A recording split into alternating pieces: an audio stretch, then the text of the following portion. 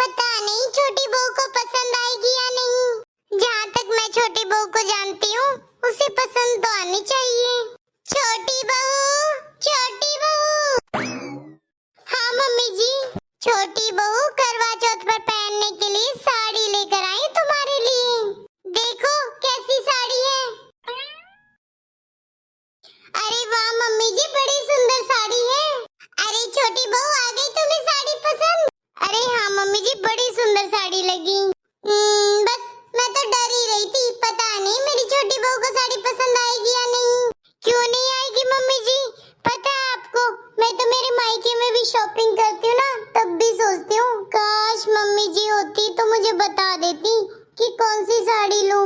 अच्छा ले छोटी बहू, तेरे लिए मैं कुछ और भी लाई हूँ। ये ले, इसमें तेरा सारा सुहाग का सामान है। इससे अच्छे से श्रृंगार करना करवा चौथ वाले दिन। बहुत सुंदर है मम्मी जी सब सामान। छोटी बहू, टाइम पर अपनी साड़ी तैयार करवा लेना।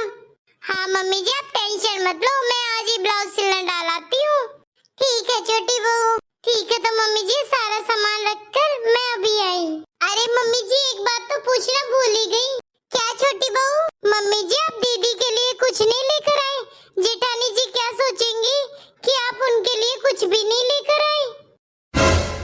छोटी बहू, तू अपनी जेठानी की चिंता मत कर, पैसे दे दूंगी मैं उसे, ले आएगी अपनी पसंद का जो भी चाहिए होगा। अच्छा ठीक है मम्मी जी।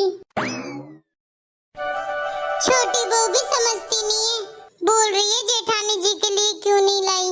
अब छोटी बहू को क्या बताऊं मैं? अब बड़ी बहू की कोई नई आदत तो है नहीं, अपने आप ले आएगी अपनी पसंद का जो उसे चाहिए होगा। मम्मी जी।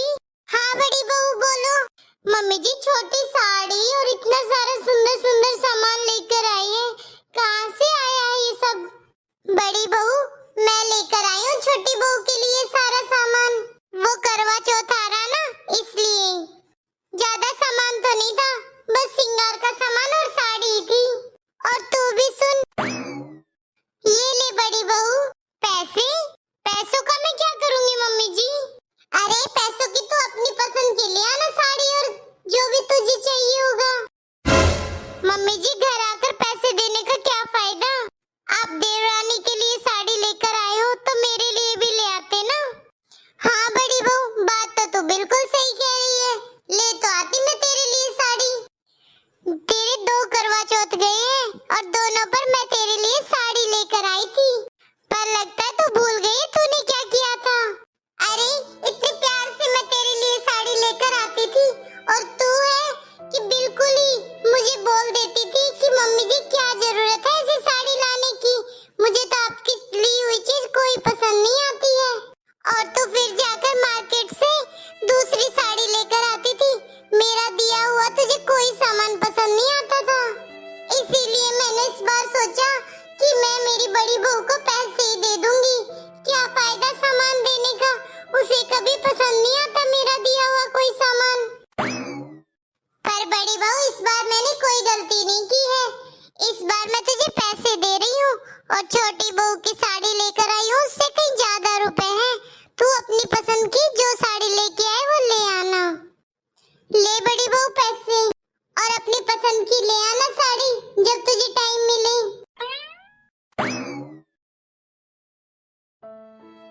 मैंने हमेशा मम्मी जी का दिल दुखाया है।